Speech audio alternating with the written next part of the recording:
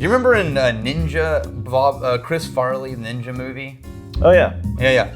There's a scene in there where he like plants his feet and grabs something and tries to lift it and goes, and can't, right? He goes, crunk, crunk, and he goes, That has been something my bandmates and I have done since 2000. Okay. And so every time I lean over to do something, my brain, as a default for the last 20 years of my life, goes, because me and Phil and Ryan, anytime he picked up something heavy, Phil would go, we would all crack up laughing. I do. Welcome to Whiskey Vault. Yeah, sorry guys. I do this very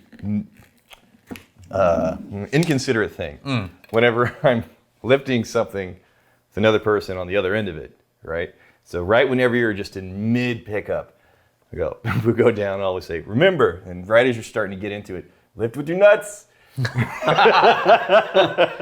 I always say, remember, lift with your back. Oh, right. Because I'm a little more cruel, I guess. So we start laughing halfway through and they get very frustrated and piss off and they can't go anywhere because you're locked in. You're right there. And it's like, why would you? Anyways, whiskey, what do we got? So I'm curious as to this. These are guys that I, on principle, love what they're doing. What are they doing? But wish they would deliver on the premise a little bit more. Okay.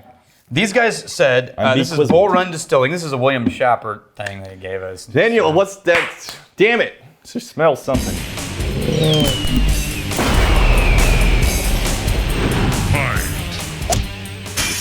Someone took a hot Schappert right in there. Yeah. It's a Bull Run Distilling Company in Portland, Oregon. Hold on, though. It's just like... Someone took a hot Schappert. No, that's a little too far. No, it's not. Look, man, if I can't do go, we have to be able to at least do... Took a hot Schappert. Took a hot Schappert. Yeah. Okay. Bull Run in Portland, Oregon. While they were getting things up and running, they said they wanted to do independent bottling. Okay. Where they source interesting barrels and do independent bottle releases. Sure, yeah. And they say that. We didn't make this an independent bottle release. And they talk about independent bottling, something that you know I am very passionate about. Yeah.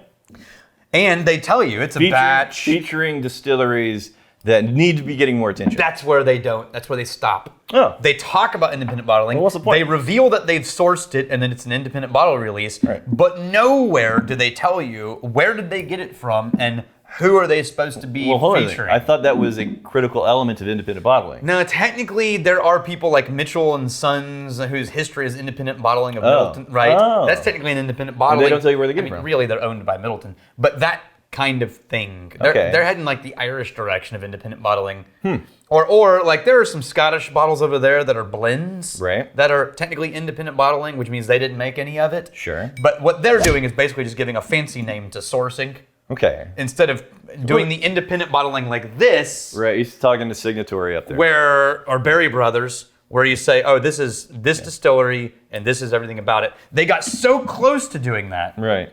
But stop. I had always assumed that independent bottling was specifically talking about you're bottling something that you found that you think is great and you're specifically pointing out. Otherwise, independent bottling is just another name for sourcing. That's my point. No, it's not. It needs to be a different thing. I know there's not rules around it, so you can do whatever the hell you want, but okay. Yeah. Okay. Now, merchant bottling might be a more accurate statement. Because that's just sourcing spirits and releasing them. It says a straight bourbon. I was actually getting quite a bit of like a nutty, peanutty rye on the nose. Look, I think that this... No, I'm not going to say it. What am I getting? Because you'll never come back from that. Yeah? I'm going in with the water. But there's that dried classic bourbon, wax walnut, sugar, brown sugar, slightly dry wood. Okay. Yeah. A little water. Changes it up. I still get a little bit of the peanut dust. And the bourbon, the brown sugar. It just... I think... I can't Cherry. do it. Bourbon cherry. Yeah, I wish I knew what it was. This has to be out of Kentucky, or either Kentucky or... MGP. Yeah. It's got some classic MGP markers, but it also has like could be Barton. I feel like I'm in Kentucky right now. But I feel like I'm in Kentucky. Yeah, it's very simple. It's very right down the middle of simple, low-proof bourbon. Very popular flavors. Like these are bourbon flavors that have been tried and true for many a drinker for many a year. Yeah, if you're just picking up a good bourbon at the store and you're going to grab a local company, then that, sourced it. But still, it's like, that'll deliver. For everybody in the room who wants a bourbon, that'll deliver. And then you go on the nose, and there's kind of like a little bit of a wheat bread quality. Mm-hmm. Again, it's that, there's like a brightness. There's a lemon brightness. 45%. 45%. And then it's like a honey, a little bit on a little wheat bread, and anyway, it's very classic, super classic. Bull Run, I wish you would give just a little more information, and then it would be absolutely independent bottling. And the finish is the cherry. Yeah, super classic bourbon. We got little Suzuki Vert. Have you guys ever tried Jack Daniels? Yes. We are now starting to get these comments more and more as different episodes take off into the suggested you should watch this. Sure. We regularly will get somebody who stumbles across one of our things, and then they show up and are like, have you guys tried Jameson? Yes. And I always think... Did a whole tour in in Ireland. I don't know how to respond to that, but... Tour. The answer is like, we actually you did guys, a whole... It's new people. Did a whole tour in Ireland. Jameson Distillery, they're lovely people. Did Waterford, we did Teeling. It was great. Yeah. Yes, we have. Ian Alberts.